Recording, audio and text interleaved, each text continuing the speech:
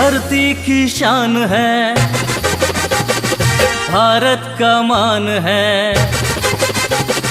धरती की शान है, भारत का मान है। धरती की शान तू है, भारत का मान। तेरी मुट्ठियों में बंद तूफान है। अशोका तू महान है, अशोका तू महान है। धरती की शान है, भारत का मान है। धरती की शान तू है, भारत का मान। तेरी मुट्ठियों में बंद तूफान है।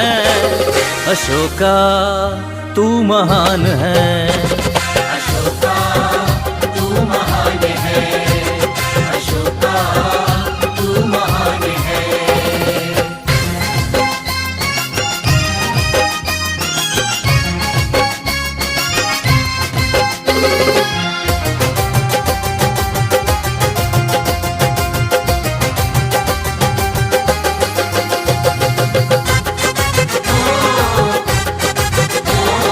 तू जो चाहे पर्वत पहाड़ों को तोड़ दे। तू जो चाहे नदियों के मुख को भी मोड़ दे।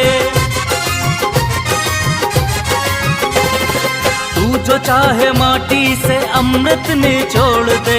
तू जो चाहे धरती को अंबर से जोड़ दे। अंबर से जोड़ दे, अंबर से जोड़ दे। अमर तेरे प्राण है, चंद्रगुप्त वरदान है। अमर तेरे प्राण चंद्रगुप्त वरदान। हाँ, अमर तेरे प्राण चंद्रगुप्त वरदान। तेरे हृदय में बुद्ध भगवान है। अशोका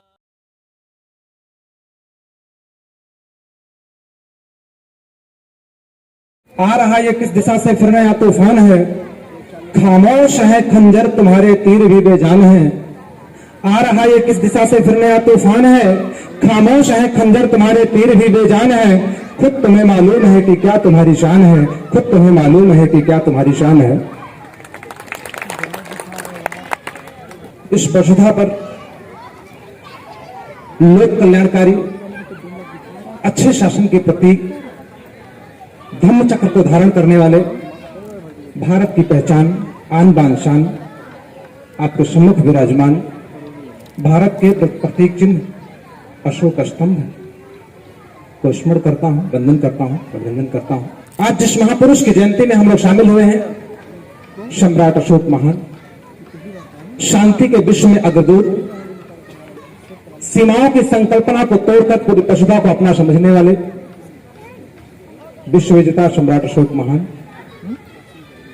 के जन्मोत्सव के अवसर पर आप सभी को मेरी ओर से हार्दिक शुभेच्छा, बहुत बहुत बधाई, मंगल कामना।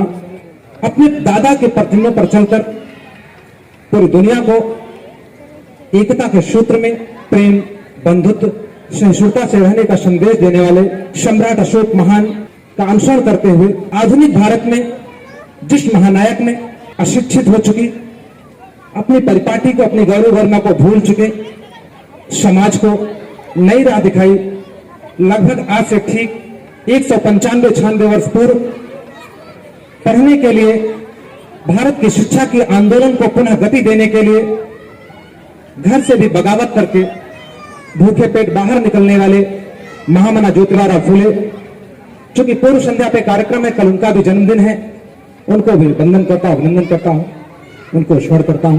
कड़ी में जिस महापुरुष की जयंती मना रहे हैं, हम भारत के लोग हैं, श्रमण परंपरा के लोग हैं। कृतज्ञता, लोगों के प्रति प्रेम, सहिष्णुता हमारी पहचान है। उन तमाम विद्वानों के प्रति कृतज्ञता व्यक्त करते हैं जिनकी बदौलत हम अपने उस खोए हुए विरासत से रूबरू हो सके, जिन्होंने हमें पुनः अपनी विरासत से परिचित कराया।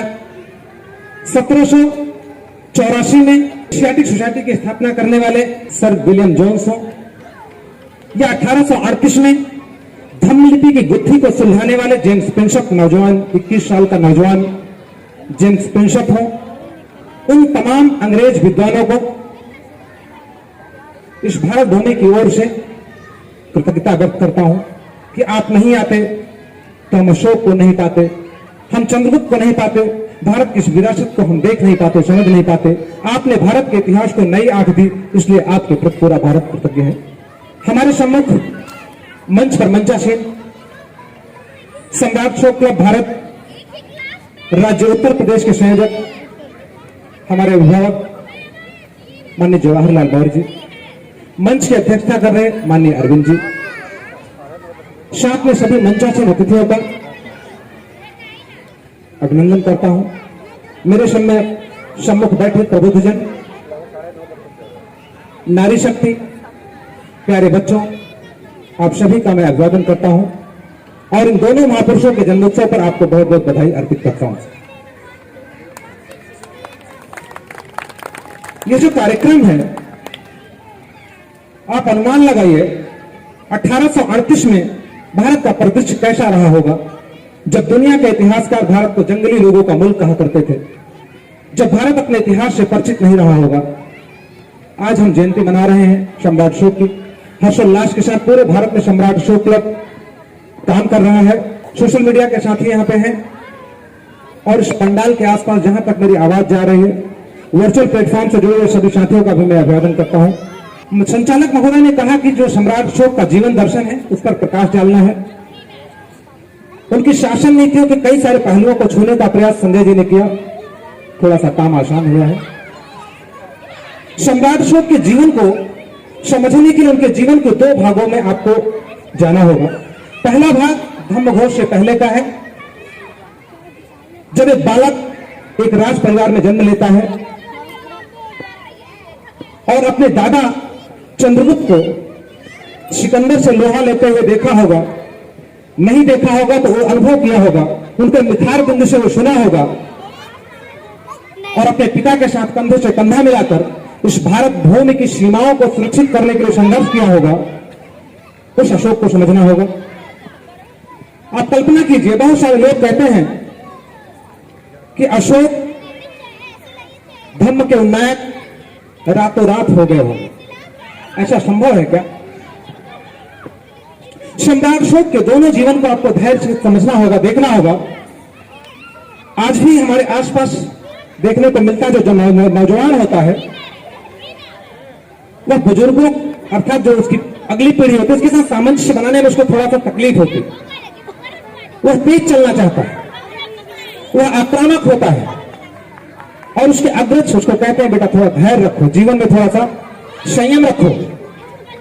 अशोक का भी जो बचपन था, जो अशोक का भी यौवन था, बिल्कुल वैसे था। अशोक ने अपने दादा की कहानियों से बहुत कुछ सीखा था और सीख से उस तलवार की टंकार को सुना था, जो न सिर्फ सुना समझा बल्कि आजमाया भी कलिंग के मैदान पर।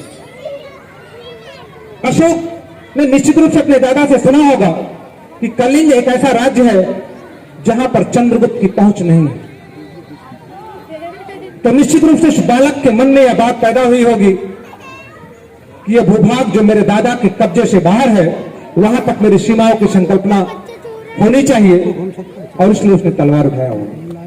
तो अशोक का जो बचपन था, धर्म का जो उनके अंदर ज्ञान था, वो रातों रात नहीं बल्कि एक सुव्यवस्थित आंगन, बाड़ी और दलान, इन तीनों का बेहतर सामंजस्य था। आंगन में, जिस आंगन में अशोक पले बढ़े, वहां की माताएं रही होंगी, वहां की बहनें रही होंगी, वहां की बुआ रही होंगी, वहां चाची रही होंगी, वहां ताती रही होंगी, वहां नानी रही होंगी। जिन लोगों ने अशोक को शिक्षित किया होगा, दीक्षित किया होगा, वह आंगन रहा होगा। जैसे हमारे बच्चे आज खेल रहे हैं, इनको जैसा वातावरण देंगे ये बच्चे बिल्कुल वैसे बन जाएंगे। हम समझते हैं कि हम स्कूलों में पढ़ के ज्ञानी होते हैं, हम समझते हैं कि हम स्कूलों में पढ़ के बड़े होते हैं, दरअसल सच्चाई यह नहीं है। परिवार की पाठशाला में जब हम पढ़कर निकलते हैं तब हम समाज को समझते हैं, देश को समझते हैं, परिवेश को समझते हैं और उसी से हमारे जीवन की दिशा और दशा तय होती है। स्कूलों में केवल ज्ञान का जो स्तर है, उस परिवार की पाठशाला पर सिर्फ ज्ञान बढ़ता है, नॉलेज बढ़ता है। अर्थात जो फाउंडेशन है वह परिवार की पाठशाला में पड़ता है। आप जैसा पाठशाला बनाएंगे आने वाली पीढ़ियां वैसे ही होंगी। तो निश्चित रूप से अशोक की जो परिवार की पाठशाला थी वो लाजवाब रही होगी। जहां से अशोक जैसे शासक का प्रादुर्भाव होता है। दूसरी ओर जो दूसरा जीवन है अशोक का, वो धम्मघोष का है। जब हम लोग सम्राट अशोक को समझना शुरू किए तो बड़ी एक मंशा रहती थी कि आखिर अशोक ने यूं ही तो कलिंग पर आक्रमण नहीं किया होगा, कोई न कोई ठोस वजह रही होगी, कोई न कोई ठोस कारण रहा होगा।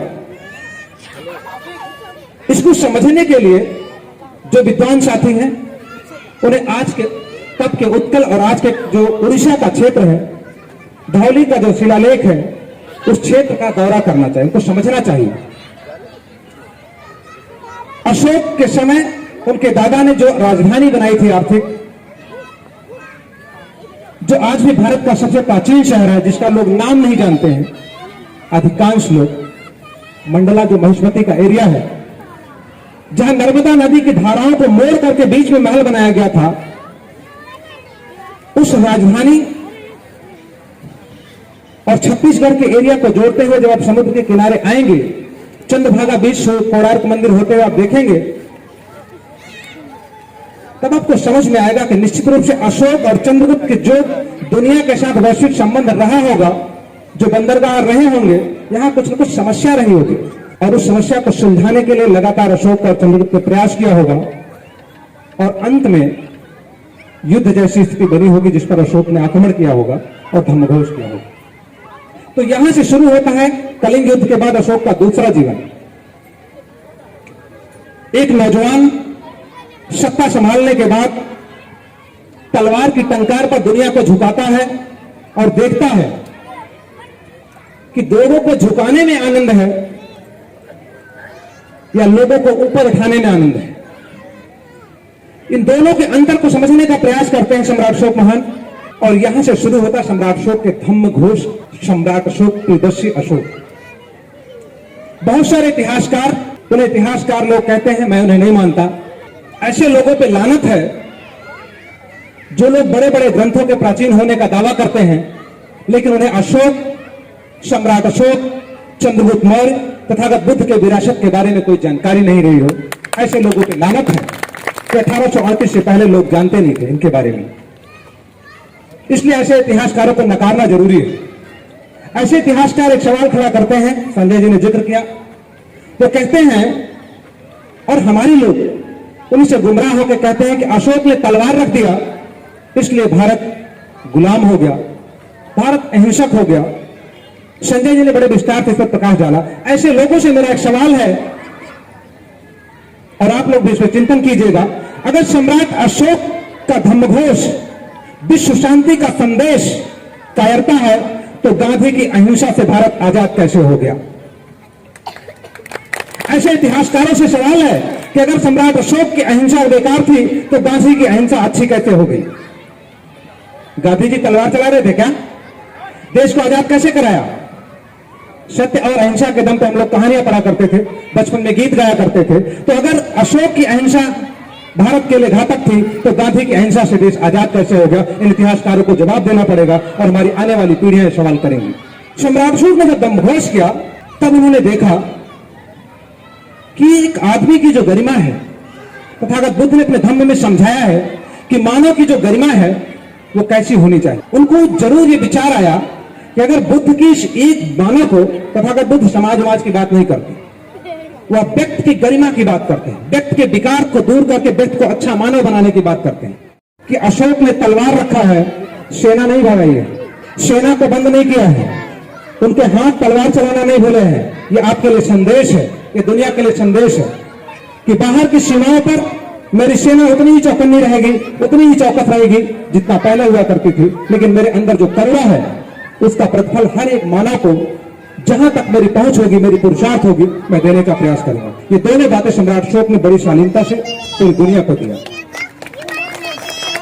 इतिहासकार एक पक्ष को देखता है, वो अंधा है, वह विद्वेष की भावना में लिख रहा है या अज्ञानता में लिख रहा है। इसलिए ऐसे इतिहासकारों को पढ़ते वक्त हमें भी बड़ा सजग रहने की जरूरत है। सम्राट अशोक का जो दूसरा जीवन है, पहले जीवन में उन्होंने अपने लिए किया, यह भी बड़ी रोचक बात है।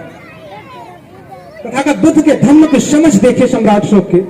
हम लोग बुद्ध की बात करते हैं अशोक की समझ देखते बुद्ध। सम्राट अशोक ने देखा कि तथागत बुद्ध के धम्म में एक विधान है, एक विनय है कि 25 साल तक ज्ञानार्जन का समय है, लगभग 40 से 45 साल तक धन अर्जित करने का समय है, शासन विस्तार का समय है, और उसके बाद का जो समय है वो लोक कल्याण का समय है।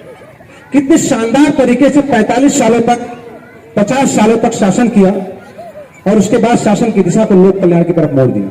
जब लोक कल्याण की तरफ मोड़ा तो तथागत बुद्ध के उस शिक्षा के चक्रवर्ती साम्राज्य को पूरी दुनिया में पत्थरों पर लिखवा दिया। और दुनिया को क्या दिया अशोक ने? सम्राट अशोक ने दुनिया को जो दिया, विश्व शांति का जो संदेश दिया, वह केवल कहा नहीं, केवल लिखा नहीं, बल्कि उसको जीवन के यथार्थ में लागू किया।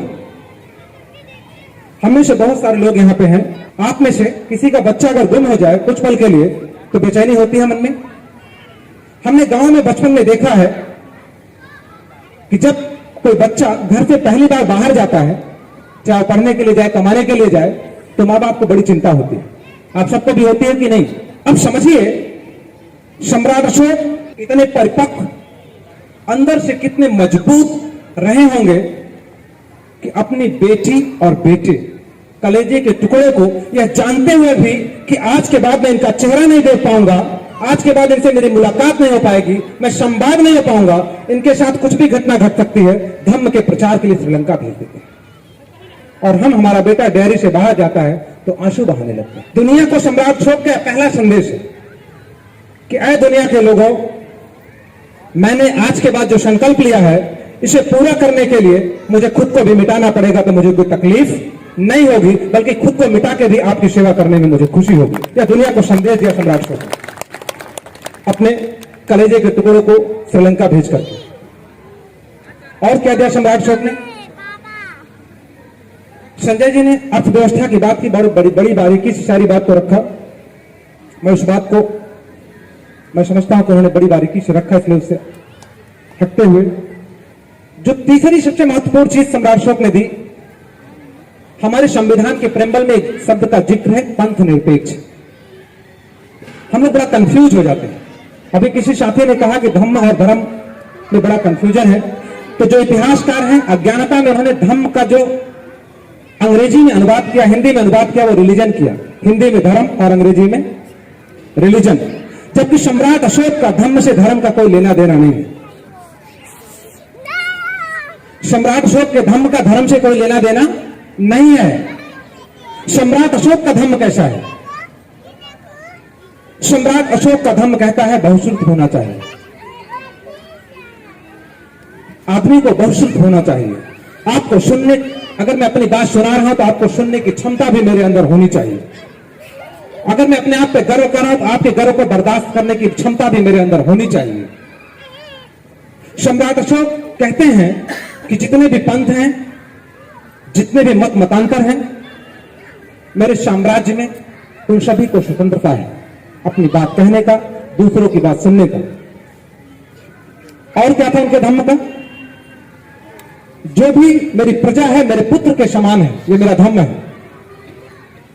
पूरी वसुधा मेरे लिए कुटुंब के समान है, और इस वसुधा में मेरे शासन क्षेत्र में रहने वाली सारी प्रजा मेरे पुत्र के समान है। इतना ही नहीं, परिवार की अंतिम इकाई जिसे चंद्रगुप्त ने बड़े शानदार तरीके से स्थापित किया था, उसको और बारीकी से सजाया संवारा। सम्राट अशोक ने कहा कि जो भी लोग मेरे राज्य में रहते हैं उन्हें अपने से बड़ों का आदर करना चाहिए। बच्चों की जो आंगन है उनका अच्छे से ख्याल रखना चाहिए। दास दासियों का, ये सारी चीज शिलालेखों पर उन्होंने खुदवाया। दुनिया को जो देन है, इसका नमूना संविधान में आप देखिए। आप में से कुछ लोग या सभी लोग जानते होंगे कि जब किसी कैदी को फांसी की सजा होती है तो उसके पीछे कुछ प्रोटोकॉल होता है। क्या प्रोटोकॉल होता है? आजाद भारत में जो प्रोटोकॉल है वो ये है कि किसी भी कैदी को जब मृत्युदंड दिया जाता है तो उससे पहले उसके परिवार, मृत्युदंड की फांसी होने से पहले उसके परिवार, उसके नाते रिश्तेदारों को मिलने का उसको मौका दिया जाता है और उसकी अंतिम इच्छा पूछी जाती है। मैं सही बोल रहा हूं? भारतीय संविधान के अनुसार सम्राट अशोक ने जब धम्मघोष किया तो उन्होंने कहा कि आज से मेरे जितने भी बंदी हैं जिन्हें मृत्युदंड दिया जा रहा है, उनको 3 दिन का अवसर दिया जाएगा। उनके जीवन की कोई अंतिम इच्छा हो, किसी से मिलना चाहते हो, कोई बात कहना चाहते हो, तो उन्हें अवसर दिया जाए। और अगर कुछ नहीं कहना चाहते हैं, तब भी जो पूज्य भिक्षु संघ है, उनके परिवारीजन हैं, कम से कम 3 दिन उनके साथ बिताए और उनके कर्मों का उन्हें दंड तो मिलेगा, लेकिन गरिमापूर्ण मृत्यु उनको प्राप्त हो। कितना शानदार प्रणाली दिया हो दुनिया को, जिसका पूरी दुनिया आज भी अनुपालन कर रही है। सम्राट अशोक ने दुनिया को बहुत सारी चीजें दिया धर्मघोष करने के बाद, जिस पर हमारा इतिहास मौन है। लेकिन हम लोगों को इन तमाम चीजों को लोगों के बीच में, आम जनमानस के बीच में लेके जाना है कि सम्राट अशोक ने धर्मघोष के बाद लोगों को क्या दिया, दुनिया को क्या दिया। जब सम्राट अशोक ने धर्मघोष किया होगा, उदंडों को सुधारने का प्रयास किया होगा, तो निश्चित रूप से जो उसकी बुनियाद है वो बचपन में पड़ी होगी। कुछ स्वभाव ऐसे हो जो बदलता ही नहीं, जब बचपन में पड़ जाए। तो जब हम लोग चंद्रगुप्त को देखते हैं, समझते हैं, तो चंद्रगुप्त का जो शासन था, चंद्रगुप्त ने चोरों को, लुटेरों को बड़ी शालीनता के साथ अपने शासन में शामिल किया था। चोरों के लिए अलग काम की व्यवस्था, डकैतों के लिए अलग काम की व्यवस्था, उनके रहन सहन भरण पोषण की अलग व्यवस्था। ठीक उसी को आगे बढ़ाते हुए सम्राट अशोक ने लुटेरों को, डकैतों को, जितने भी लोग थे, उनको मृत्युदंड से पहले गरिमापूर्ण जीवन देने की परंपरा शुरू की पूरी दुनिया में, अपने दादा की परिपाटी को आगे बढ़ाते हुए। ये सारी चीजें आखिर चंद्रगुप्त को कहां से मिली होगी, अशोक को कहां से मिली होगी, उनके पिता को कहां से मिली होगी? इसको जानने समझने के लिए तथागत बुद्ध की तरफ आपको ध्यान से देखना होगा। पूरी दुनिया में संजय जी ने थोड़ा सा शिक्षा का जिक्र किया, तो आपको जान के आश्चर्य होगा, हम लोग बुद्ध को माल्यार्पण करते हैं, पुष्प चढ़ाते हैं, कुछ पाने की उम्मीद में नहीं, बल्कि कृतज्ञता व्यक्त करते हैं कि एक ऐसा मानव धरती पर पैदा हुआ जिसने पहली बार दुनिया में शिक्षा का ऐसा साम्राज्य खड़ा किया जिसका आज तक कोई जोड़ नहीं, बेजोड़ है। 5 लोगों को प्रशिक्षित करने से शुरू हुआ वो स्कूल दुनिया में आज भी पाठशाला का प्रथम पाठशाला। तो जो दुनिया में शिक्षा का साम्राज्य सम्राट अशोक को मिला विरासत के रूप में, संजय जी ने 23 विश्वविद्यालयों का जिक्र किया। इन विश्वविद्यालयों के माध्यम से सम्राट अशोक निश्चित रूप से लाभान्वित हुए होंगे। बुद्ध के उन संदेशों को बड़ी गहराई से बचपन में पढ़ा होगा, देखा होगा, समझा होगा, और एक संपूर्ण मानव के रूप में, सर्वश्रेष्ठ शासक के रूप में, लोक कल्याणकारी शासन की स्थापना कर भारत में पूरी दुनिया को संदेश दिया होगा।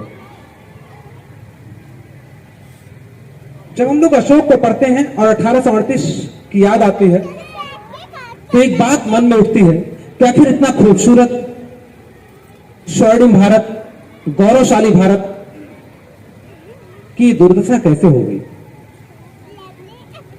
कुछ तो कारण रहे होंगे।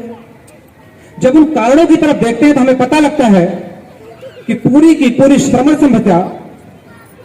सभ्यता जो है वह किसी साजिश का शिकार हुई, किसी साजिश का शिकार हुई। और साजिश करने वाले लोग जरूरी नहीं कि हमेशा बाहर के लोग, वो साजिश करता लोग हमेशा बाहर के हैं जरूरी नहीं है। वह सत्ता में भी हो सकते हैं, शासन में भी हो सकते हैं, आपके आंगन में भी हो सकते हैं। और उसी का शिकार हुई है समर्थ सभ्यता, पूरी की पूरी अशोक की सभ्यता, चंद्रगुप्त की सभ्यता, भारत की सभ्यता उसी की शिकार हुई। जब इस सभ्यता शिकार हुई होगी तो शिकारियों ने कैसे कैसे क्या क्या किया होगा, मैं आपको इशारा कर रहा हूं। बहुत सारे पन्नों को खोल नहीं सकते क्योंकि खोलने का उचित मंच नहीं है। जब सम्राट अशोक का शानदार भारत रहा होगा, निश्चित रूप से जब चंद्रगुप्त ने यूनानी सेना को पराजित किया होगा और तमाम युद्ध जीते होंगे, तो बहुत सारे विरोधी भी रहे होंगे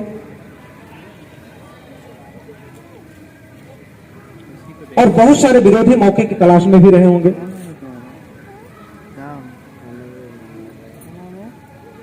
हमारे घरों में एक परंपरा रही है, शाम को दिया जलाने। माताएं यहां बैठी हैं, आधुनिक भारत हो गया है, अब हम बालकनी में दिया जलाते हैं, ताली बजाते हैं, थाली बजाते हैं,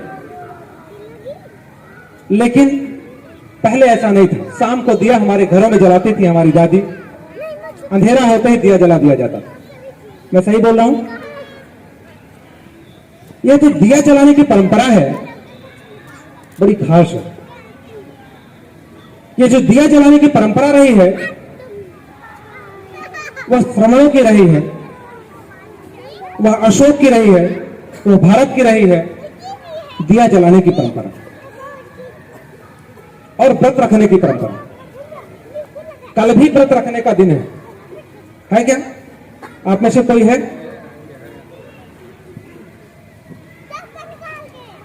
आपके व्रत रखने पे मुझे कोई ऐतराज नहीं है,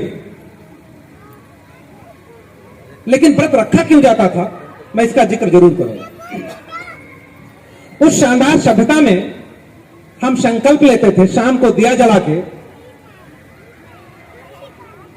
कि आज दिन भर मेरे से जो भी गलतियां हुई होंगी उनको यही छोड़ देते हैं। इस रोशनी में एक नई शुरुआत करने का संकल्प लेते हैं और कल एक नया सवेरा होगा। अर्थात अपनी पूरी दिन की गलती को शाम को हम देख लेते थे और अगले दिन फिर एक नया जीवन शुरू हो जाता था। उस दिया जलाने में एक और काम करती थी हमारी माताएं बहनें, आंगन में बैठ के,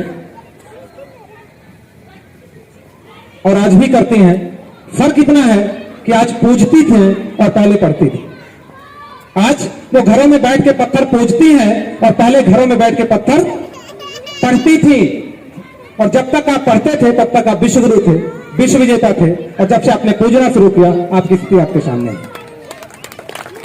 तो इसका मतलब अब घरों में बैठ के पत्थर पूजने की जरूरत नहीं है, बल्कि उन पत्थरों को क्या करने की जरूरत है?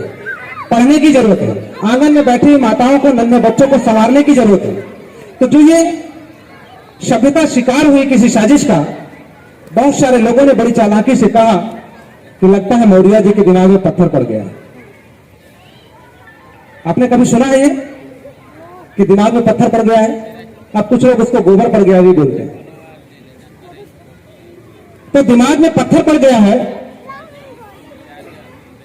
इस हद तक इस सभ्यता के साथ साजिश किया गया, इस हद तक इस सभ्यता को मिटाने का प्रयास किया गया, और ये लगातार आज भी जारी है। आज भी बहुत सारे लोग सम्राट अशोक पर कीचड़ उछालने में लगे हैं। तो कौन से लोग ये साजिश कर रहे हैं, मुझे लगता है कि आप बारीकी से समझ रहे होंगे। एक और उदाहरण से आपको उस दिशा में आपका ध्यान ले जाना चाहूंगा। अभी आधुनिक दौर है। आधुनिक दौर में जो श्रमण समाज है, जो श्रमजीवी समाज है, ये मेहनत का समाज है, ये पैदा करता है। इसके बैंक अकाउंट सेविंग हुआ करते हैं, क्रेडिट वाले अकाउंट कम हुआ करते हैं, क्योंकि ये पैदा करने वाला समाज है। यह पैदा करता है, प्रकृति के साथ सामंजस्य बिठाता है, लेकिन प्रोसेसिंग कोई और करता है। उदाहरण के तौर पे आलू पैदा करता है, गेहूं पैदा करता है, तमाम फसलें पैदा करता है, लेकिन आलू का प्रोसेसिंग करके चिप्स नहीं बनाता है। आलू का प्रोसेसिंग करके चिप्स नहीं बनाता है, और प्रॉफिट वही कमाता है जो चिप्स बनाता है। तो चिप्स ज्यादा लाभदायक है कि आलू ज्यादा लाभदायक है? शुद्ध रूप से तो जितने फास्ट फूड हैं, जितने प्रोसेस किए जा रहे हैं, वह आपके लिए हानिकारक हैं, बावजूद इसके मार्केटिंग करके आपको खिलाया जा रहा है। ठीक यही आपकी सभ्यता के साथ किया गया। सभ्यता आपने गढ़ी, संस्कृति आपने पढ़ा, आपने बनाया, पूरी दुनिया को मानवता के पाठ आपने पढ़ाया, विश्वविद्यालय आपने पढ़ाया, विश्वविद्यालय में दुनिया को आपने पढ़ाया, विश्वविद्यालय आपने बनाया। अब कुछ लोग उन सभ्यता पर बड़ी चालाकी से अपने अनुसार मॉडिफाई करके उससे धन अर्जित करें। उस सभ्यता को मॉडिफाई करके, उसकी प्रोसेसिंग करके, उसको संस्कारित करके, आपको संस्कारित, अभी संजय जी ने बताया कि संस्कारवान बना के लाभ ले रहे हैं। इस हद तक आपके साथ साजिश की गई है। तो जो माताएं बहनें हैं, आंगन में जो बैठी हैं, मेरा उनसे गुजारिश है कि संकल्प लेके जाइए। आज अशोकाष्टमी के दिन अगर आपके घर में बच्चा है, नहीं तो पड़ोस में है, 1 घंटे जरूर बाड़ी में जो बच्चे खेल रहे हैं उनको संवारने का काम आप करेंगे, अर्थात पत्थर पे जो लिखा हुआ है उसको पढ़ के सुनाने का काम करेंगे। भारत अपने आप बदल जाएगा, कुछ करने की जरूरत नहीं पड़ेगी आपको।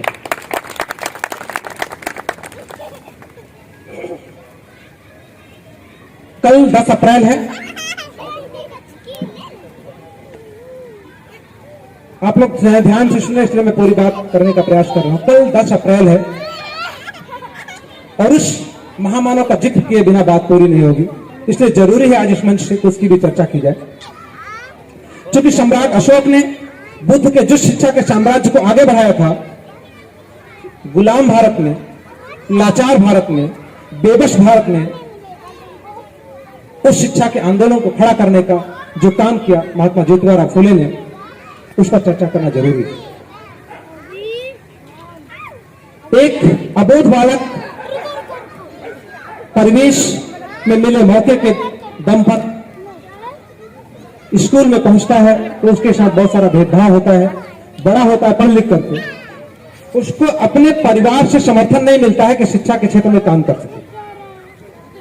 और आज हमारे बहुत सारे पढ़े लिखे लोग, जब उनसे सामाजिकता की बात की जाती है, उनसे भारत को समझने की बात की जाती है, तो उन्हें लगता है कि मैंने बहुत कुछ हासिल कर लिया है, मैं बड़े ओहदे पे हूं, अच्छा पैसा कमा रहा हूं, अच्छा सम्मान मिल रहा है। ऐसे लोगों को पीछे मुड़कर 1838 की उस घटना की तरफ देखने की जरूरत है, जब एक नवविवाहित युगल को समाज के दबाव में, विषमताकारी ताकतों के दबाव में उनके मां बाप लाचार होकर घर से निकाल देते हैं, सिर्फ इसलिए कि वो चाहते हैं कि भारत फिर से पढ़े और फिर से आगे बढ़े।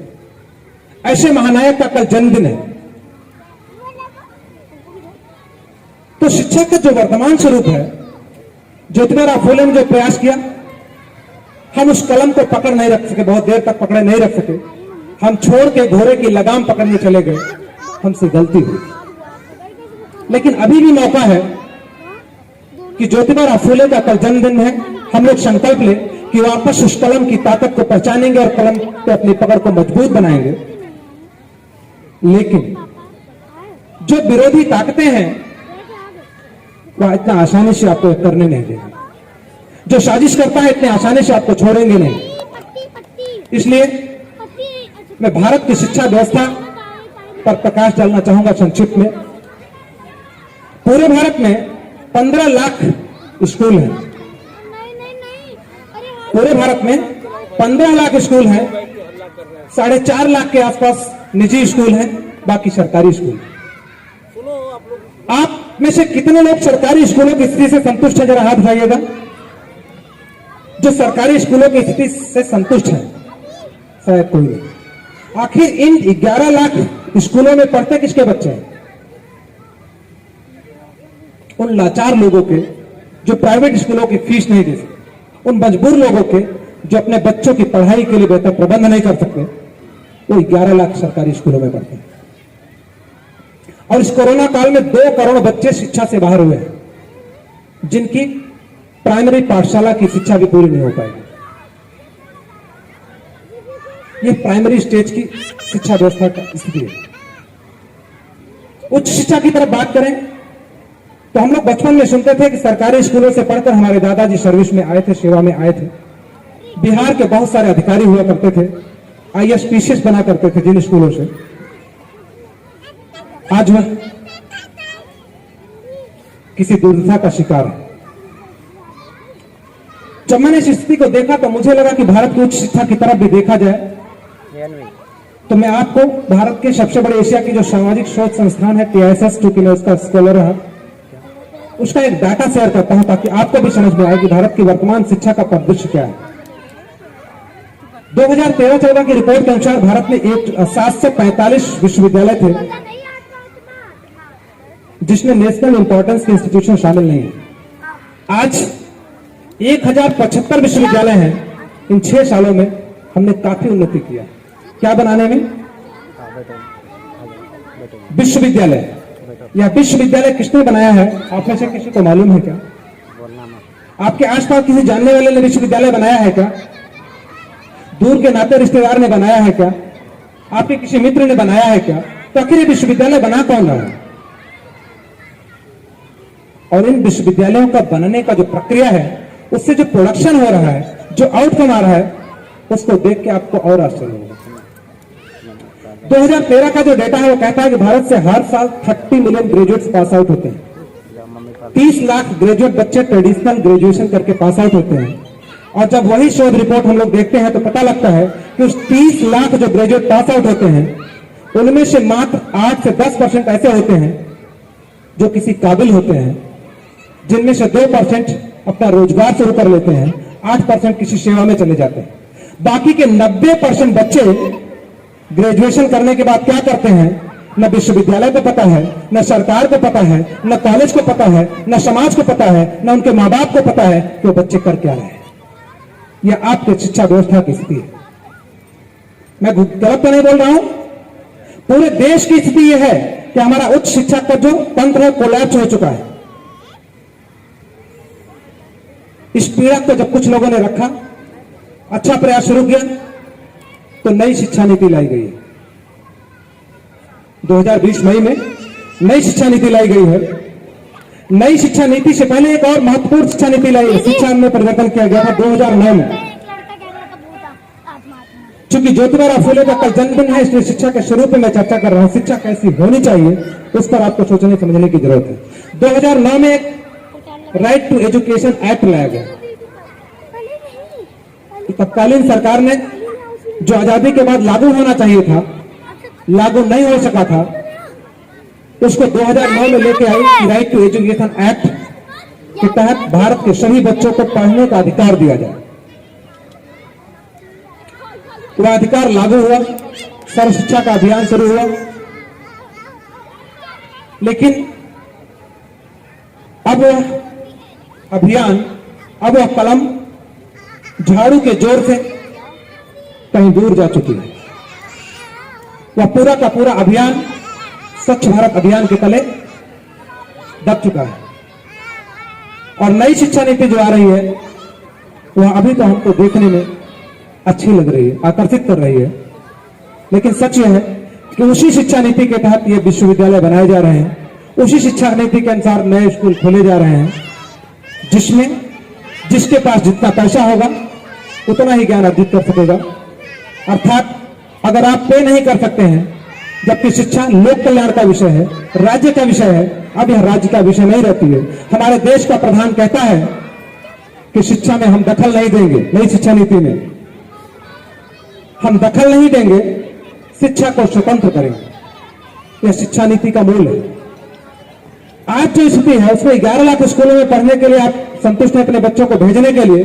कल्पना कीजिए आने वाले समय में देश में शिक्षा की स्थिति है वह कैसी होने वाली है। अर्थात एक मध्यम वर्ग का आदमी भी अपने बच्चों को उच्च शिक्षा देने में सक्षम नहीं रह जाएगा। यह नई शिक्षा नीति का प्रभाव है। इसलिए अपने अपने घरों में जो शिक्षा आपके बच्चे ग्रहण कर रहे हैं, आप सुबह उठते हैं, उठ करके अपने नन्हे मुन्ने प्यारे लाडले को तैयार करके स्कूल भेजते हैं इस उम्मीद से कि पढ़ लिख करके कल बड़ा होगा, होनहार होगा, कुछ करेगा। तो उसकी किताबों पे भी नजर रखिए, उसके स्कूल की गतिविधियों पे भी नजर रखिए। कहीं स्कूल के बहाने उसको मंदिर का रास्ता तो नहीं दिखाया जा रहा है, कहीं स्कूल के बहाने उसे मस्जिद का रास्ता तो नहीं दिखाया जा रहा है, कहीं स्कूल के बहाने उसे चर्च का रास्ता तो नहीं दिखाया जा रहा है। और कहीं गलती से हम भी इसमें शामिल तो नहीं है कि उसका हाथ पकड़ के हम मंदिर के चौखट पे ले जा रहे हैं, मस्जिद के चौखट पे ले जा रहे हैं। शिक्षा के स्वरूप को निर्धारित करने की जरूरत है, उसको समझने की जरूरत है। अगर आप बच्चे को प्रयोगशाला में ले जाएंगे उसका हाथ पकड़ के, तो आइंस्टीन बनेगा, अशोक बनेगा, चंद्रगुप्त बनेगा, तथागत बुद्ध बनेगा। और अगर उसे मंदिर के चौखट पे ले जाएंगे तो लाचार बनेगा, बेबस बनेगा, भिखारी बनेगा, गरीब बनेगा। चुनाव आपको करना है।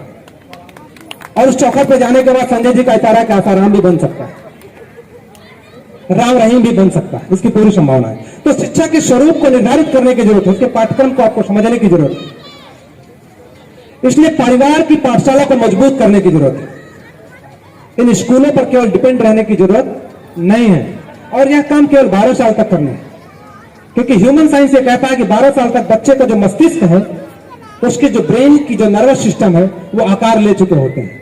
अर्थात 12 साल तक जो आप उसके फाउंडेशन को निर्मित करेंगे, उसी के ऊपर ज्ञान बिल्डअप होगा, उसी के ऊपर अगली स्टोरी बनेगी बिल्डिंग। तो 12 साल तक अपने बच्चों को, अपने कलेजे के टुकड़े को अपने अनुसार प्रशिक्षित करिए, अपने अनुसार तैयार कीजिए, अपनी संस्कृति, अपनी सुसंस्कृति, अपनी सभ्यता के अनुसार, भारतीयता के अनुसार उसको तैयार कीजिए। उसी खिला पिलाकर बड़ा करके किसी और अखाड़े में जाने मत दीजिए। यह आप कर सकते हैं, क्योंकि परिवार की पाठशाला की जिम्मेदारी आपकी है, आप उसके शिक्षक।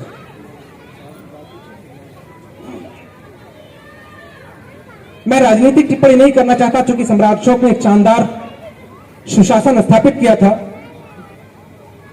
और सम्राट अशोक के चाहने वाले, इस देश के राष्ट्र निर्माताओं ने, संविधान निर्माताओं ने बड़ी आशा और उम्मीद के साथ अशोक की बातों को संविधान में पिरोया था कि कभी भारत ऐसा था, और अगर उस रास्ते पे हम चलेंगे तो फिर से हमारा भारत वैसा बन जाएगा। इस उम्मीद के साथ भारत के संविधान को उन्होंने रचना की,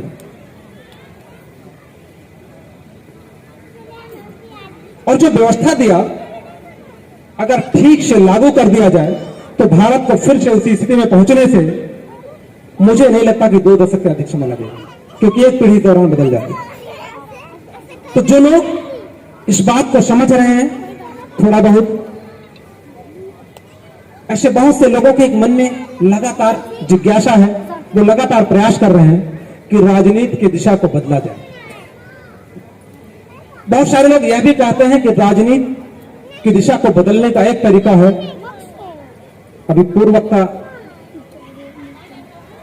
उन्होंने इस पर भी प्रकाश डाला, वो है मत।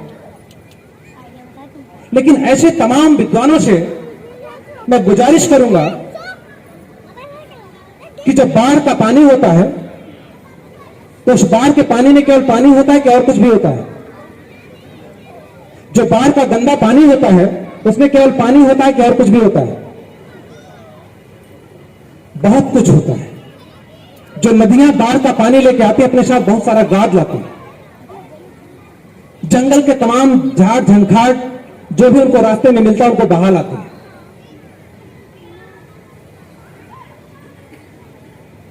तो जो सम्राट अशोक का शासन आप देख रहे हैं, चंद्रगुप्त का जो शासन देख रहे हैं, उसको लाने के लिए आपको बाढ़ लाना पड़ेगा। आपको सत्ता की चाबी चाहिए तो उसके लिए बाढ़ लाना पड़ेगा, और बाढ़ केवल बूंदों की तरफ निहारने से नहीं आएगा, बल्कि बारिश के लिए वातावरण बनाना पड़ेगा। सत्ता और राजनीति एकांकी नहीं होती है कि आप उम्मीद लगाए बैठे रहें कि वोटों की बारिश होगी और हम राजा बनेंगे। ऐसा होता नहीं है। आपको वातावरण निर्मित करना पड़ेगा। आपको बाढ़ के लिए, मानसून के लिए गर्मी पैदा करनी पड़ेगी, और तब बारिश होगी।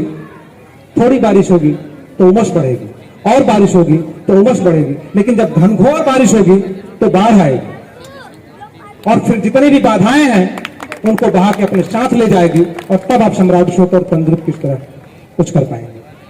तो ऐसे विद्वानों से मेरा निवेदन है कि उस धारा को एकांकी रूप में मत सोचिए, संपूर्णता में सोचिए, तब जाकर के कुछ सफलता मिल सकती है।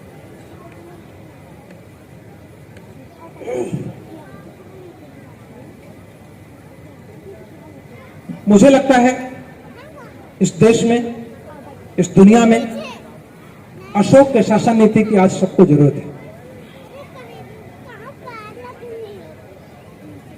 जो भारत है, अगर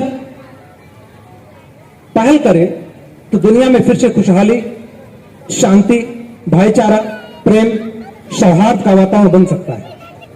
लेकिन दुर्भाग्य इस देश का है, सम्राट अशोक की नीति लिपिबद्ध दस्तावेज तो इसके पास है, लेकिन उस पर चलने की नीयत इसके पास नहीं है।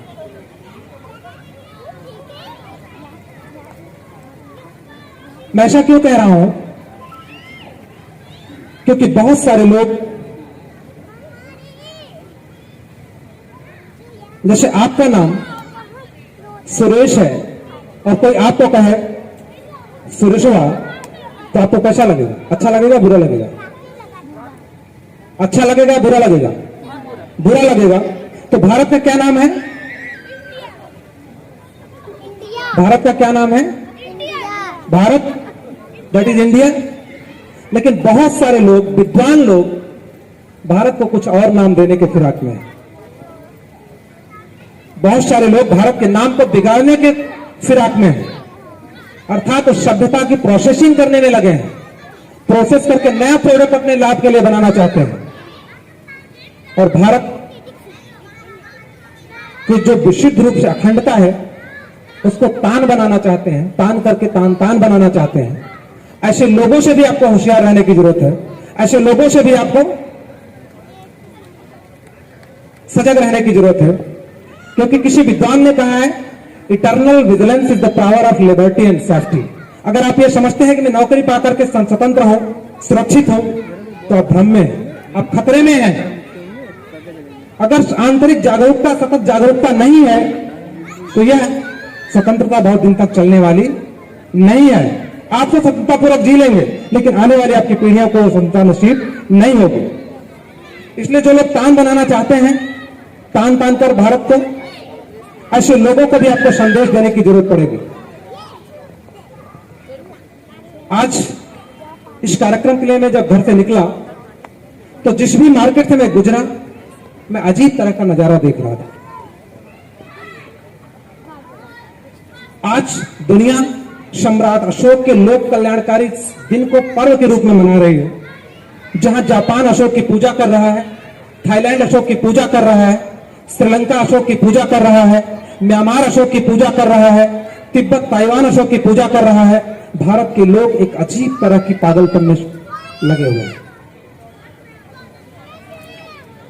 इस देश की गौरव गरिमा जिस ध्वज से है उसका अता पता नहीं, दूर दूर तक दिखाई नहीं दे रहा था। और पूरे बाजार, नगरों, गलियों का जो सजावट है, जो नजारा है, वो बेचैन करने वाला है, असहज करने वाला है। खासकर उन लोगों को जो भारत है, जो भारतीय हैं, जिन्हें भारतीयता से मोहब्बत है। हम में से बहुत सारे लोग जब 26 जनवरी आते हैं तो हम सोचते हैं कि ये तो सरकारी पर्व है, सरकार तो मना ही रही, मेरी क्या जरूरत है। 15 अगस्त आता है तब भी हम यही सोचते हैं। ऐसे हमारा जो स्वभाव है, हमारी जो उदासीनता है, यह आने वाली पीढ़ियों के लिए खतरे की घंटी है। हमें भारत को अगर भारत के रूप में आने वाली पीढ़ियों को सौंपना है तो निश्चित रूप से हमें पहले से अधिक चौकन्ना, सजग, कर्मठ और लगनशील होना पड़ेगा। अगर भारत को बचाए रखना चाहते हैं, आने वाली पीढ़ियों को इसी रूप में सौंपना चाहते हैं, तो आपको अपना कर्तव्य करने का समय आ गया है। अशोक का जन्मदिन आप मना रहे हैं तो अशोक की नीतियों को भारत में लागू करने का समय आ गया है। इसलिए मैं आप सभी से गुजारिश करूंगा कि जो नई पीढ़ी है उसके लिए खाद, पानी, ऊर्जा की व्यवस्था कीजिए। सम्राट अशोक क्लब के जो नौजवान देश में सहिष्णुता का, बंधुत्व का, प्रेम का वातावरण तैयार करने का प्रयास कर रहे हैं, गर्व के लफड़े झगड़े से, संप्रदाय के झगड़े से अलग सबका भारत चाहते हैं, सबकी खुशहाली का भारत चाहते हैं। उन नौजवान जबकि आप चौखट पे आए तो आप उनका हर संभव सहयोग करें, मदद करें। इससे उनको बल मिलेगा और उस मुहिम को गति मिलेगी। अंतरा में इस तरह का आयोजन करने वाले सभी क्रांतिकारी नौजवान साथियों का मैं अभिनंदन करता हूं और उनको सहयोग करने वाले सभी लोगों के प्रति कृतज्ञता व्यक्त करता हूं। सम्राट अशोक क्लब भारत अपनी पूरी तन्मयता के साथ भारत के सम्मुख उत्पन्न हुई चुनौतियों को देख रहा है, समझ रहा है और लगातार प्रयास कर रहा है कि भारत के आम जनमानस में वो बाढ़ पैदा करने के लिए वातावरण बनाने का प्रयास किया जाए। और आप सब लोगों से सहयोग की इसमें अपेक्षा है। आप सबने मुझे ध्यान से सुना, इसके लिए भी आप सभी का साधुवाद। मैं अपनी लाइनों को समाप्त करूंगा अपनी 2 पंक्तियों से। वो इसलिए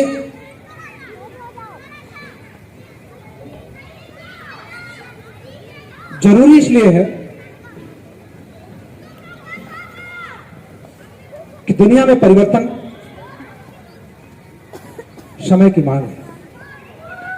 एक समय चंद्रगुप्त अशोक उस परिवर्तन के वाहक बने थे, तो हमारे पास भी मौका है, हम भी उस परिवर्तन का वाहक बन सकते हैं।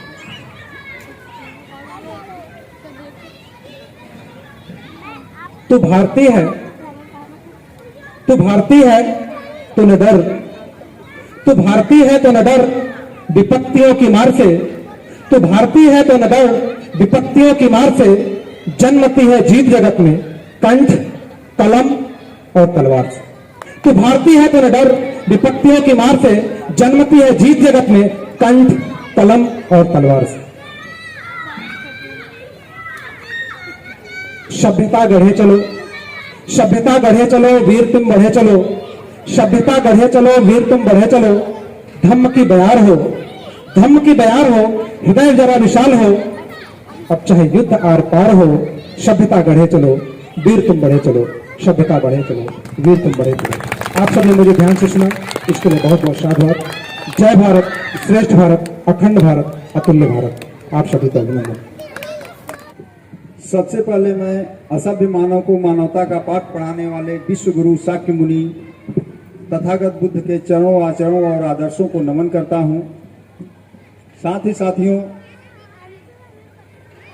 पूरी दुनिया में महान सम्राट की श्रेणियों में अकेले खड़े सम्राट अशोक महान को नमन करता हूं और उन महापुरुषों को मैं नमन करता हूं जो सर्व समाज में जन्मे और समाज में फैली बुराइयों, कुरीतियों और अव्यवस्थाओं को दूर करके एक साफ सुथरी और सभ्य समाज को देने का काम हमें किया। उन श्रेणी में बिरसा मुंडा, बाबू जगदेव प्रसाद तमाम हैं, जैसे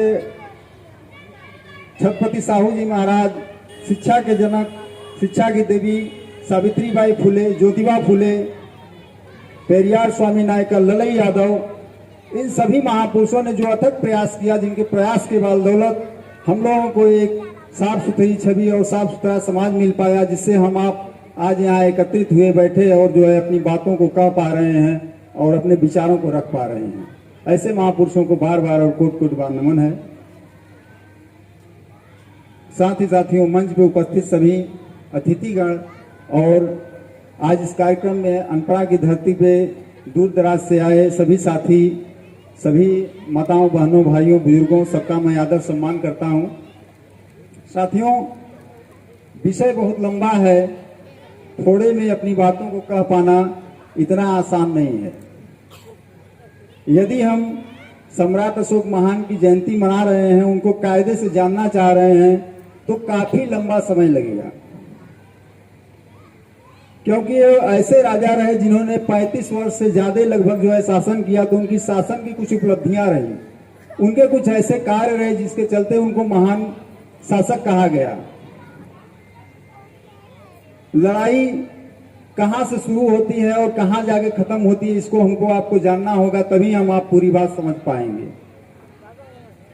साथियों, सबसे पहले एक सामाजिक लड़ाई जिसने छेड़ा और समाज में सबको समानता का अधिकार दिलाने का काम किया और समाज में फैली बुराइयों, विकृतियों को दूर करने का काम किया, उस श्रेणी में सबसे पहला नाम आता है विश्व गुरु तथागत बुद्ध का, जिन्होंने देखा कि समाज में तमाम बुराइयां हैं जिसके वजह से मानव आपस में भेदभाव कर रहा है, छुआछूत रख रहा है, तमाम प्रकार से एक दूसरे को जो है प्रताड़ित कर रहा है, पीड़ित कर रहा है। कुछ उदाहरण के तौर पे मैं नाम लेना चाहूंगा। जैसे आप उनके समय में सुने होंगे सुड़ित भंगी का नाम, जिसको अछूत के नजरिए से देखा जाता था, तथागत बुद्ध उनको अपनाते हैं और अपने संघ में जो है स्थान देते हैं। अंगुली माल डाकू का नाम आपने सुना होगा।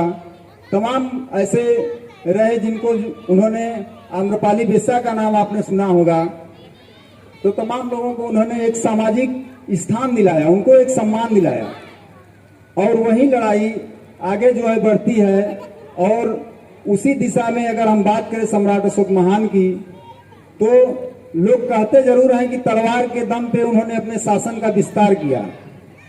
ये बात सत्य है, कि सम्राट अशोक महान तलवार के बल पे अपने शासन का जो है विस्तार किए, अपने क्षेत्र का भूभाग का विस्तार किए और शासन सत्ता चलाए, लेकिन महान नहीं हो सके। महान तो वो तब हुए जब तथागत बुद्ध के विचारों को अपनाते हैं। कलिंग युद्ध के बाद उनका हृदय जो है परिवर्तित होता है, तथागत बुद्ध के विचारों को अपनाते हैं और उस विचार को पूरी दुनिया तक प्रचारित प्रसारित करने और फैलाने का काम करते हैं। और यहाँ तक कि उनको ये आवश्यकता महसूस आन पड़ी कि नहीं, ऐसे विचारों को हम कई 100 साल तक कैसे जो है कि जिंदा रखें, कैसे एक दूसरे को ट्रांसफर करें।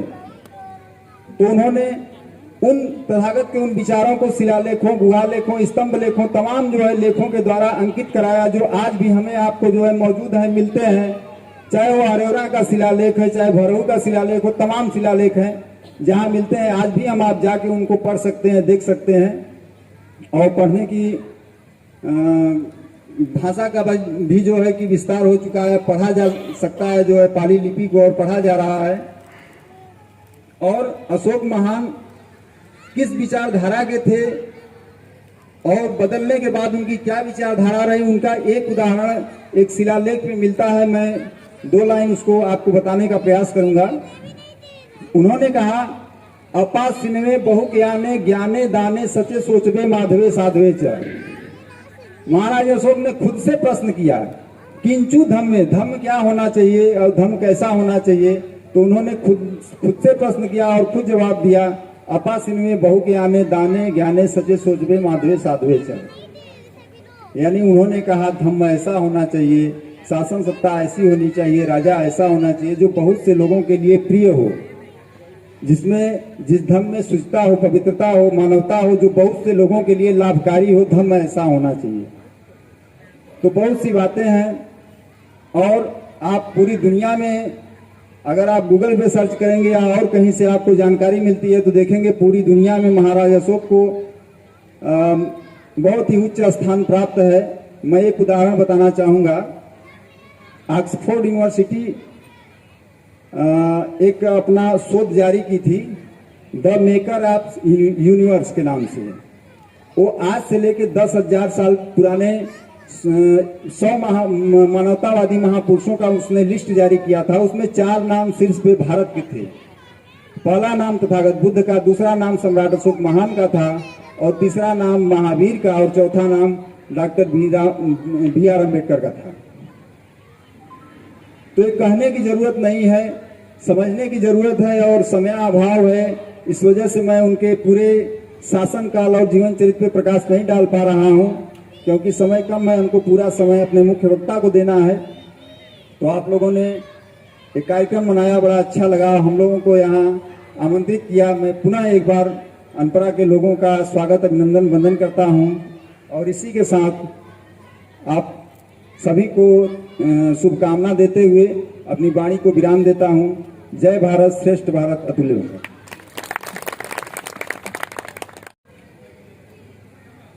मैं अपनी प्रबोधन की कड़ी में सर्वप्रथम भारत के विभिन्न जाति धर्मों को एक सूत्र में पिरो कर रखने वाले भारतीय राष्ट्रीय धर्म ग्रंथ भारतीय संविधान को नमन करते हुए दुनिया की असभ्य मानवता को सभ्यता का पाठ पढ़ाने वाले शाक्य मुनि तथागत गौतम बुद्ध तथा दुनिया के 100 महापुरुषों में प्रथम स्थान रखने वाले शाक्य मुनि तथागत गौतम बुद्ध के चरणों में 7-7 बार नमन करते हुए खंड खंड भारत को अखंड भारत बनाने वाले सम्राट महाराज चंद्रगुप्त जी को नमन करते हुए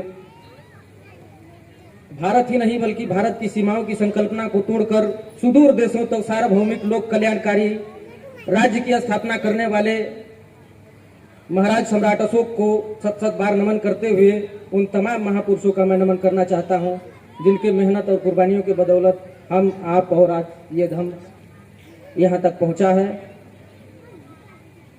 इसी के साथ आज के कार्यक्रम की अध्यक्षता करते हुए हमारे शाखा अनपरा के अध्यक्ष माननीय इंजीनियर अरविंद कुमार जी एवं हमारे आज के मुख्य अतिथि जवाहरलाल मौर्य जी एवं जिसके मार्गदर्शन में आज हम सम्राट अशोक क्लब जो काम कर रहा है, जिसकी प्रेरणा स्रोत से हमारे मार्गदर्शक माननीय राष्ट्रीय सोशल मीडिया प्रभारी माननीय अवधेश कुमार कुशवाहा जी को हार्दिक बधाई एवं अभिनंदन करते हुए मैं अपनी बात का शुरुआत करना चाहता हूं।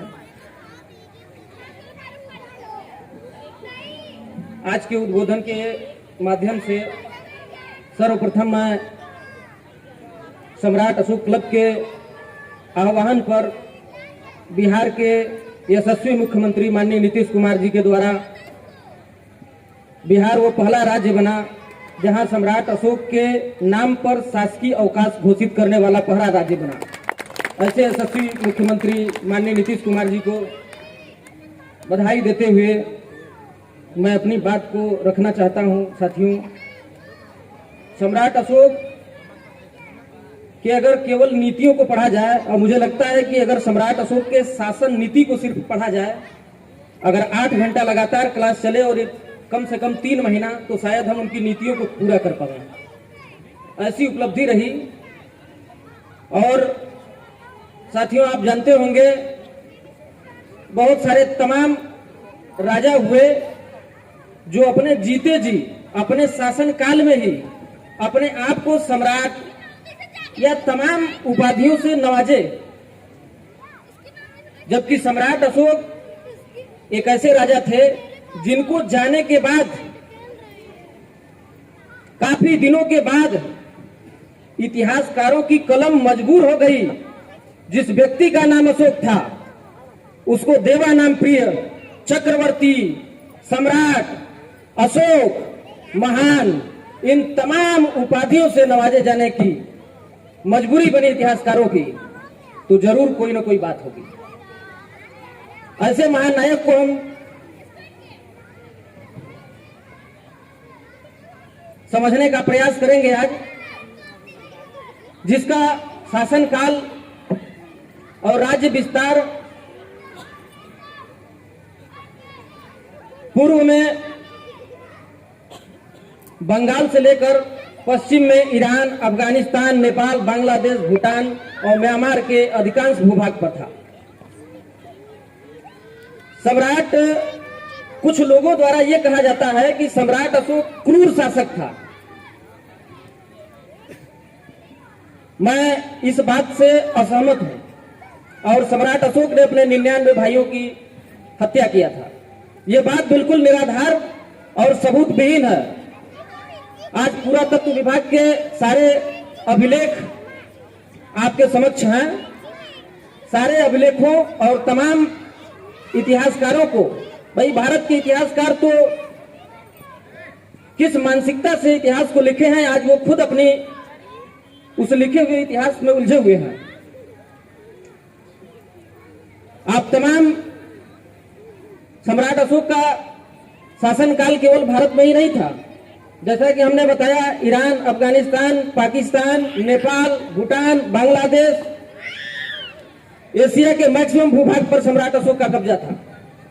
इन तमाम देशों के इतिहासकारों को पढ़िए, आपको पता चल जाएगा कि सम्राट अशोक कैसे थे। कोई साक्ष्य और कोई अभिलेख अवशेष नहीं मिलते हैं कि सम्राट अशोक अपने भाइयों की हत्या किए। इस तरह से जो कहता है बिल्कुल निराधार और साक्ष्य विहीन बातें हैं। थोड़ा सा हम चर्चा करना चाहेंगे, समय के अभाव को ध्यान में रखते हुए हमें आज अपने पूरा समय मुख्य वक्ता को देना है। सम्राट अशोक के धार्मिक व्यवस्था को थोड़ा सा समझना चाहेंगे।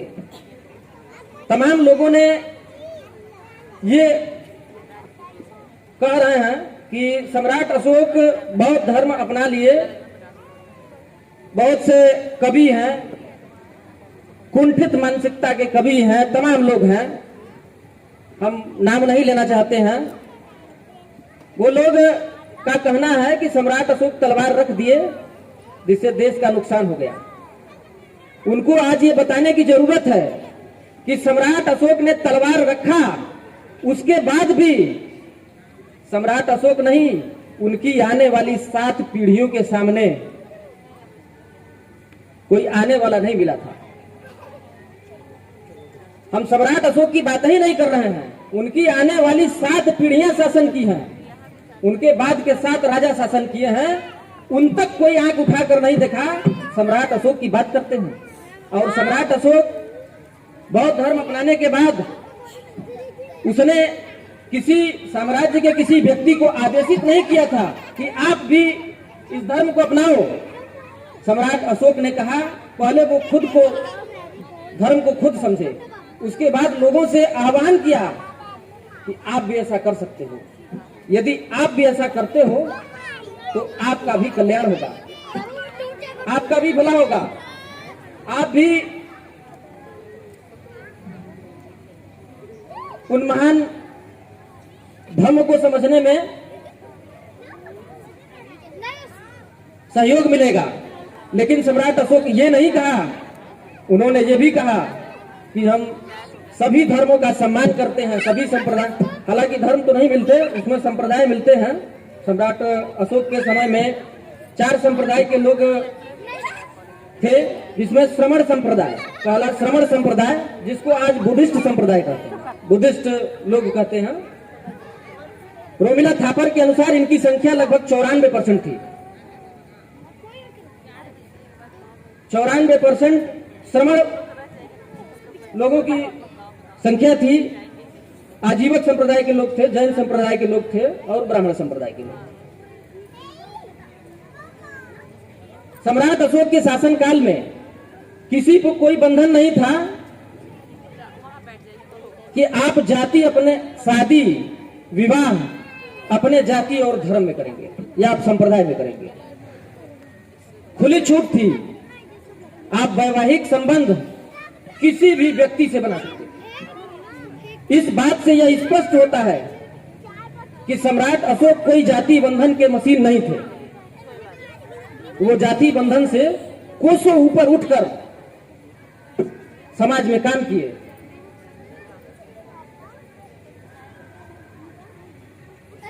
सम्राट अशोक के विषय में एक बात कहते हुए मुझे अत्यंत खुशी हो रही है कि सम्राट अशोक लोगों को चरित्रवान बनाए, शीलवान बनाए। इसमें 2 अंतर है। बहुत सारे हमारे लेखक कवि जो कुंठित मानसिकता के हैं, वो चरित्रवान को ही शीलवान बता रहे हैं और शीलवान को ही चरित्रवान बताने में लगे। सम्राट अशोक चरित्रवान नहीं बल्कि शीलवान थे। अब शीलवान को थोड़ा समझे और चरित्रवान को मैं छोटे में समझाने का प्रयास करूंगा।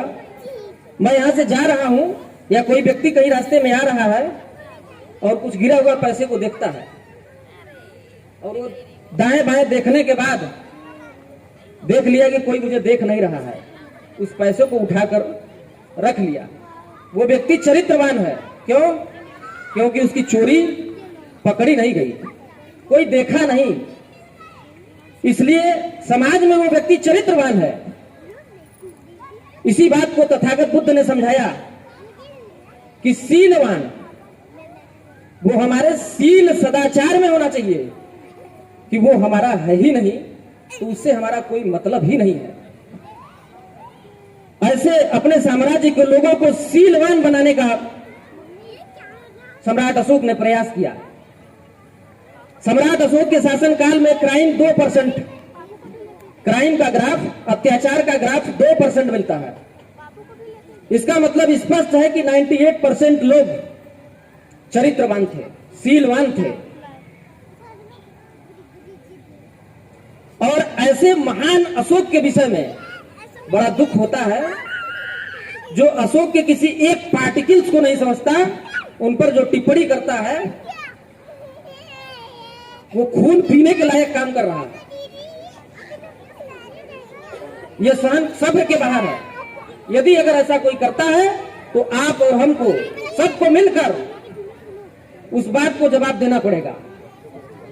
सम्राट अशोक की आर्थिक नीतियों को शॉर्ट में, जब लॉर्ड कनिंघम सम्राट अशोक के कोषागार को खोजते हुए खुदाई में 30,000 करोड़ चांदी के सिक्के पाए थे। सम्राट अशोक के जाने के काफी दिनों के बाद अंग्रेजी सरकार में कनिंघम की खुदाई में 30,000 करोड़ चांदी के सिक्के मिलते हैं। आर्कियोलॉजिकल डिपार्टमेंट का सर्वे कहता है साउथ कोरिया, उस समय कोरिया, उत्तरी कोरिया और दक्षिणी कोरिया दोनों ही, केवल कोरिया था। कोरिया में 30,000 पाउंड सोना और 50,000 पाउंड काल चांदी सम्राट अशोक ने वहां के विकास के लिए दिया था। यदि वहां की जनसंख्या के हिसाब से आज के रकम में, आज के रुपए में उसको आंका जाए तो 84,000 लाख करोड़ रुपया बनेगा। और कोरिया की आबादी के हिसाब से इसको आकलन करेंगे तो जीडीपी का आंकड़ा आप लगा सकते हैं। वहां पर व्यक्ति चप्पल सीने वाले, चप्पल बनाने वाले व्यक्ति का इनकम अशोका काल में 7,61,000 रुपया मंथली था। और आज बेरोजगारी कहां है और तुलना अशोक से। कब तक ये मजाक झेलेंगे हम लोग? मतलब खुद मजाक के पात्र बन के रह जा रहे हैं। शासन के लोग क्या समझाना चाह रहे हैं? अशोक के नीतियों को तब तो तब आज के भारतीय संविधान में पूरे विश्व के इतिहास को खंगाला गया, जिसमें मौर्य साम्राज्य से बेहतर नीतियां और सम्राट अशोक से बेहतर शासनकाल दुनिया में किसी शासक का नहीं मिला। भारत की बात छोड़ दीजिए, पूरी दुनिया में ऐसे महानतम सम्राट जिनको आधारभूत मानकर भारत के डॉक्टर बी आर अम्बेडकर और तमाम संविधान सभा की समितियों ने संविधान की रचना की और आज उसको खंडित करने का पूरा प्रयास चल रहा है। अशोक के शासनकाल में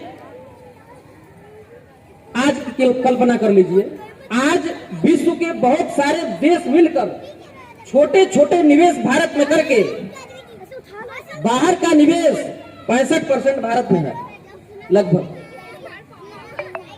तमाम देशों को मिलाकर 65% निवेश भारत में है, जबकि अशोका काल में 35% अकेले भारत का निवेश विदेशों में था।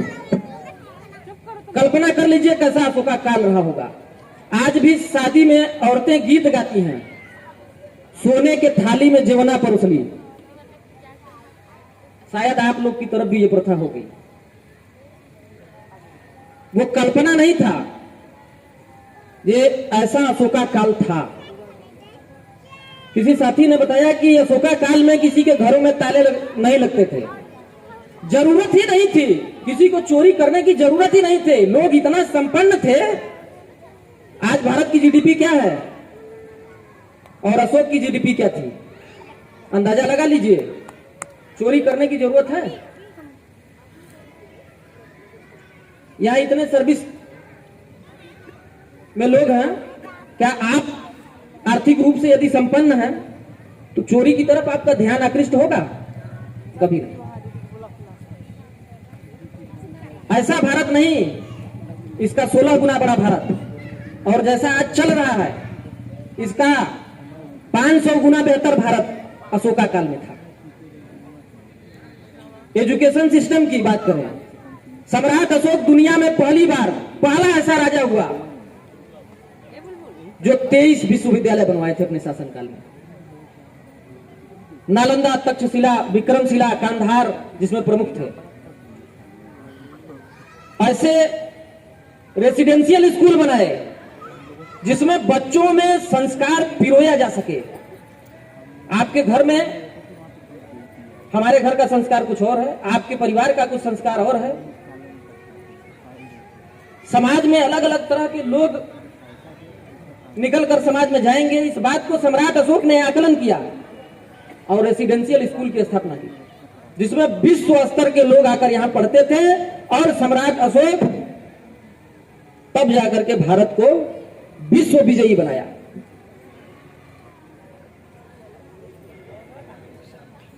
जब रेसिडेंशियल स्कूल बनाया सम्राट अशोक, उसमें लोग रहकर पढ़ते थे और उनको संस्कारित किया जाता था। एकेडमिक शिक्षा के साथ साथ संस्कार भी पिरोया जाता था। ऐसा बेहतर भारत था।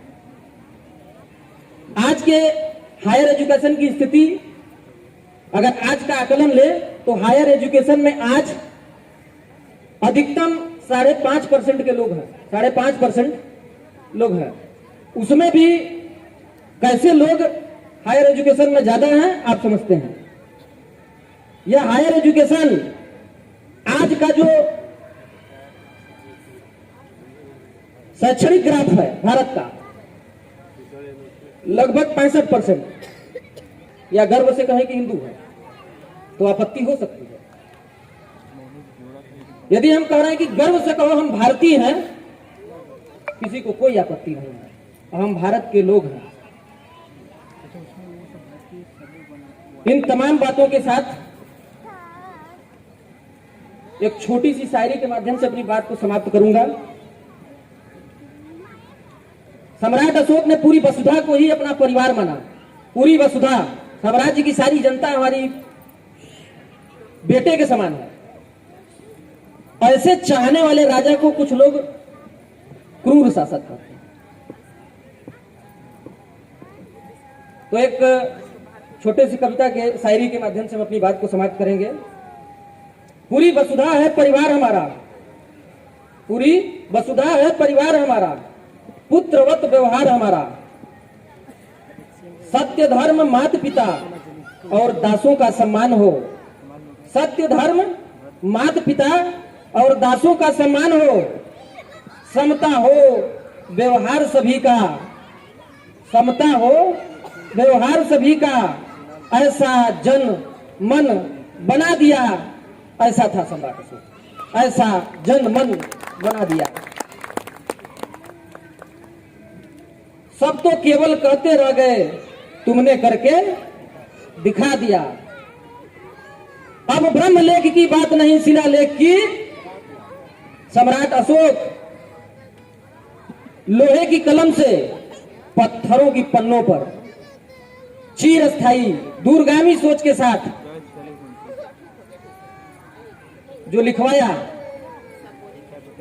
अगर सम्राट अशोक की सोच ऐसी नहीं रही होती तो आज मानसिकता जो है उसके समक्ष हमारा इतिहास नहीं होता। हम नमन करते हैं ऐसे दूरगामी सोच वाले सम्राट अशोक महान को। अब ब्रह्मलेख की बात नहीं शिलालेख की बात करो, अब प्रधानी की बात नहीं अब राजधानी की बात करो। विश्व विजय तो किया ही तूने, धम्म विजय भी तेरी थी। विश्व विजय तो किया ही तूने, विश्व विजय भी तेरी थी। अंधकार की इस दुनिया में सत्य ज्योति जला दिया। सब तो केवल कहते रह गए, तुमने करके दिखा दिया, तुमने करके दिखा दिया। इसी के साथ सभी साथियों को जय भारत। अब अंतरा के अध्यक्ष सहायक अभियंता माननीय अरुण कुमार सिंह जी, मुख्य अतिथि सम्राट अशोक क्लब उत्तर प्रदेश के संयोजक माननीय जवाहर मौर्य जी, मुख्य वक्ता सोशल मीडिया प्रभारी सम्राट अशोक क्लब भारत माननीय अवधेश मौर्य जी, विशिष्ट वक्ता अध्यक्ष सम्राट अशोक क्लब सोनभद्र माननीय संजय कुमार मौर्य जी, महासचिव माननीय अमरदेव मौर्य जी, भारत की एकता एवं अखंडता के प्रतीक वसुधैव कुटुम्बकम के जनक, विश्व के महानतम सम्राट प्रियदर्शी सम्राट अशोक महान के 2326वें जन्मदिन चैत मास के द्वितीय पक्ष की अष्टमी अशोकाष्टमी पर यहाँ पर उपस्थित सभी राष्ट्र प्रेमी धर्म बंधुओं को हार्दिक बधाई एवं मंगल कामनाएं।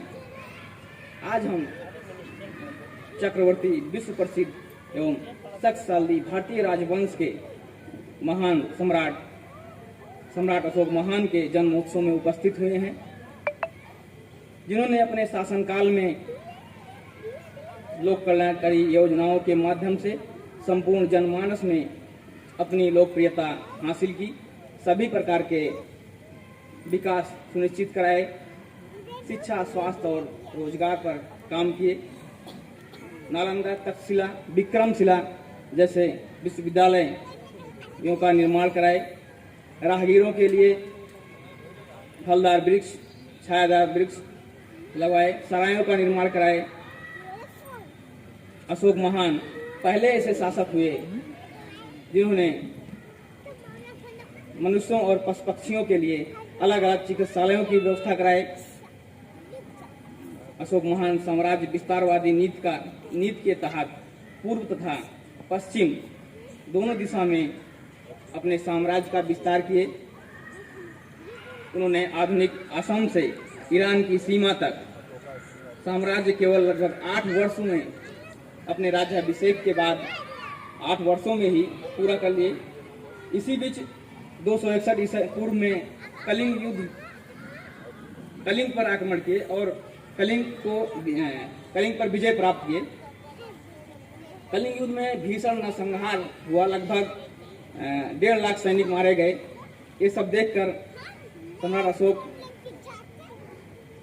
काफी गर्वित हो गए और शांति की खोज में बौद्ध धर्म की शरण में आए और बौद्ध के विचारों से इतना प्रभावित हुए कि अपने शेष जीवन को बौद्ध धर्म के प्रचार प्रसार में लगा दिए। अपने धर्म प्रचारकों को नेपाल, श्रीलंका, अफगानिस्तान, सीरिया, मिस्र तथा यूनान भी भेजा। यहाँ तक कि अपने प्रिय पुत्र महेंद्र और पुत्री संघमित्रा को श्रीलंका में बौद्ध धर्म के प्रचार के लिए भेजा। अशोक महान बौद्ध धर्म को राजधर्म घोषित किए और हम ये कह सकते हैं कि अशोक महान के शासनकाल में ही भारत जो है एक विश्वगुरु, जो एक उपाधि दी जा सकती है, विश्वगुरु कहलाते थे, क्योंकि यहाँ पे विदेशों से आके लोग पढ़ाई करते थे और बहुत ही प्रसिद्ध विश्वविद्यालय जो कि नालंदा, तक्षशिला और विक्रमशिला जो कि इतिहास में हमको मिलता है। और आज के मौजूदा समय में ये तो सब खंडहर में तब्दील हो गए हैं। अभी हम लोग कुछ समय पहले भी नालंदा में घूम के भी आए, इसको देखे कि और ये भी कहा जा सकता है, कहते हैं कि अशोक महान के समय में भारत को सोने की चिड़िया कहते हैं। और लेकिन वर्तमान सरकार में या वर्तमान समय में सब लगे हैं कि विश्वगुरु बनने के लिए। लेकिन अब सोचिए सम्राट अशोक की क्या व्यवस्था रही होगी कि जिस समय भारत विश्वगुरु कहा था। अशोक महान अपने विचारों और संदेशों को आम जनमानस तक पहुंचाने के लिए शिलालेखों का निर्माण कराए। जैसे कि हमारे भारत देश का राष्ट्रीय चिन्ह अशोक की लाट और तिरंगे की शोभा बढ़ाता हुआ धम्म चक्र अशोक महान के लोक कल्याणकारी राज्य और धम्म विजय को इंगित करता है। इसी प्रकार एक बार पुनः मानवतावादी लोक कल्याणकारी सम्राट अशोक महान के जन्मोत्सव अशोकाष्टमी की हार्दिक बधाई एवं मंगल कामनाएं। नमो बुद्धाय। जय भारत, जय संविधान।